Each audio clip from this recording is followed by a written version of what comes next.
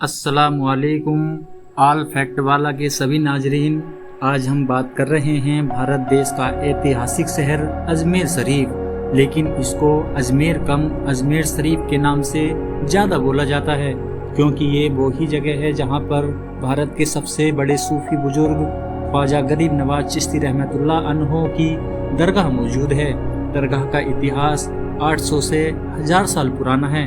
ख्वाजा गरीब नवाज की दरगाह को मुस्लिम ही नहीं बाकी सभी धर्मों के लोग भी अपनी आस्था रखते हैं। चलिए अजमेर शरीफ के बारे में कुछ इंटरेस्टिंग फैक्ट बताते हैं। पहला इंटरेस्टिंग फैक्ट तो मुगल बादशाह अकबर से ही जुड़ा है। अकबर जिसका भारत पर राज चला करता था, वैसे तो अल्लाह ने अकबर को हर चीज़ से नवाजा था, पर एक चीज़ से महरूम रखा था और वो थी औलाद का ना होना। उसके 2 बेटे पैदा भी हुए, लेकिन वो 1 महीने के भीतर ही मर गए। अकबर बहुत मायूस रहता था। आईने अकबरी में लिखा है कि किसी ने आपको ख्वाजा गरीब नवाज की दरगाह के बारे में बताया कि वहाँ पर जो भी मुराद मांगी जाती है पूरी होती है। अकबर ने भी मन्नत मांगी कि उसको अगर बेटा हुआ तो वो भी आपकी दरगाह पर आएगा। कुछ टाइम बाद अकबर की एक सूफी बुजुर्ग से मुलाकात हुई। नाम था शेख सलीम चिश्ती, जिनका ताल्लुक भी चिश्ती सिलसिले से ही था। अकबर शेख सलीम चिश्ती से मुलाकात करके बहुत प्रभावित हुआ। अकबर खाली समय में अक्सर आपसे मिलने आया करता। औलाद की मायूसी ने आपसे पूछने पर मजबूर ही कर दिया कि आपको कितने बेटे होंगे। आपने जवाब में बताया कि उसके 3 बेटे होंगे। कुछ टाइम बीता, अकबर के 3 बेटे हुए। शेख सलीम चिश्ती की बात सच साबित हुई। अकबर ने पहले बेटे का नाम सलीम रखा, जिनको हम जहांगीर के नाम से भी जानते हैं। अकबर ने सलीम नाम शेख सलीम चिश्ती के नाम पर ही रखा था, जिन्होंने अकबर को बताया था कि उसके बेटे होंगे। कुछ टाइम बाद अकबर शेख सलीम चिश्ती से मिला तो उसने आपसे पूछा कि आप हमारे बीच कितने और दिन रहेंगे। सूफी साहब ने जवाब दिया, जब तक आपका शहजादा अपना सबक याद करके उस सबक को दोहरा न दे। जब इस बात को अकबर ने सुना तो उसने शहजादा सलीम का पढ़ना लिखना बंद करवा दिया और उस पर नजर रखता था, लेकिन वो ऐसा कब तक कर सकता था।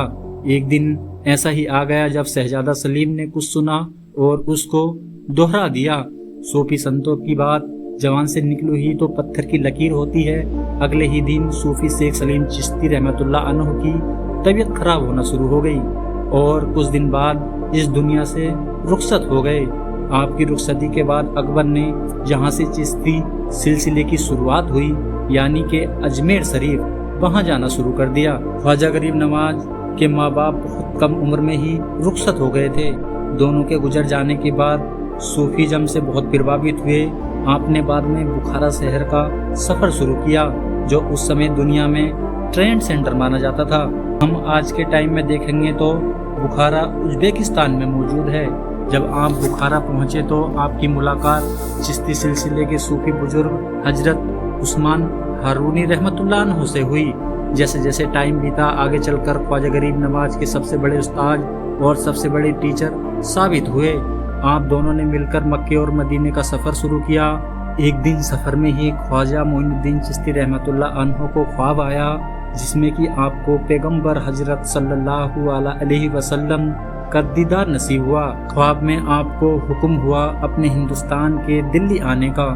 फिर क्या था, आप हुक्म सुनने के बाद दिल्ली के लिए सफ़र शुरू कर दिया।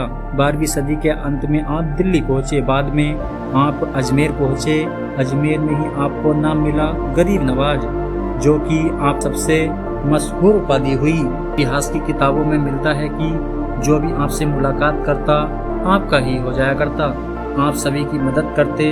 आपका प्रभाव इतनी तेज़ी से फैला कि दूर दूर से लोग आपसे मिलने के लिए आते, आपकी बातें सुनते। जब आप रुखसत हुए तो आपका मकबरा अजमेर में ही बनाया गया। बाद में बहुत सी सल्तनतें आईं, बहुत से राजा आए, पर आपका प्रभाव कभी कम नहीं हुआ। इवन बहुत से राजाओं ने तो यहाँ पर तामीरें भी कराईं। और मुगलों का कितना गहरा रिश्ता था यहाँ से, ये हम आपको स्टार्टिंग में ही बता चुके हैं। शाहजहाँ के 2 बच्चे का जन्म तो अजमेर शरीफ में ही हुआ। जिनका अजमेर में जन्म हुआ उनका नाम था जहाँ आरा और दारा सिको। सल्तनतों में शेरशाह सूरी हो या हैदराबाद के निजाम, सभी आपको बहुत मानते थे। आप अगर अजमेर आएंगे तो देखेंगे ख्वाजा गरीब नवाज के अलावा आपके परिवार के 8 लोगों की कब्र मुबारक भी मौजूद है। इसके अलावा जहांगीर और शाहजहां इन दोनों की एक एक बेटी की कब्र भी मौजूद है। अजमेर में 3 गेट हैं, जिसमें से एक गेट को निजाम गेट कहते हैं, जो कि हैदराबाद के निजाम मीर उस्मान अली ने बनवाया था, और दूसरे गेट को हम बुलंद दरवाजा कहते हैं, और एक गेट को जन्नती दरवाजा कहते हैं।